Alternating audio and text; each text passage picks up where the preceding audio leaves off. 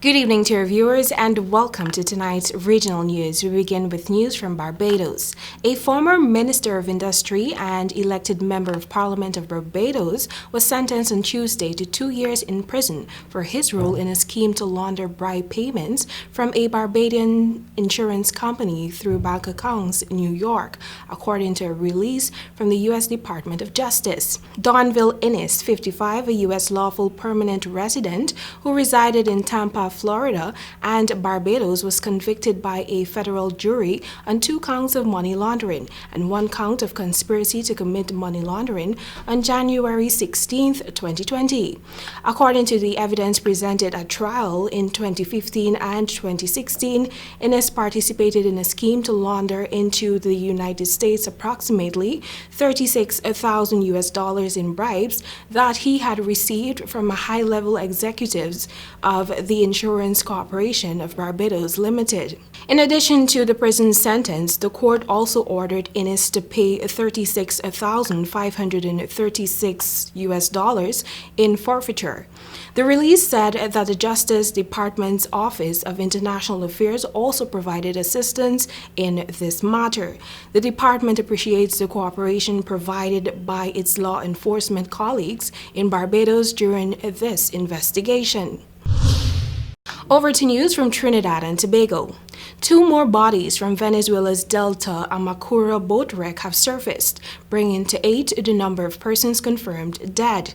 Venezuelan media reported on Tuesday that except for the 7 passengers who were rescued by a commercial ship operating in Boca de Serpiente, Snake's Mouth, last Thursday, there have been no further survivors.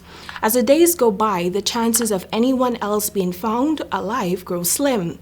The passengers tried to dispose of their belongings and goods which they had planned to sell in Trinidad, but as the boat sunk, they held onto the floating items. Only those with life jackets survived.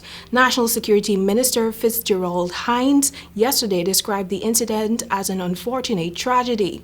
Hines said although the incident happened outside of Trinidad and Tobago's maritime borders, local Coast Guard officers have been providing support. Now for news coming out of Brazil.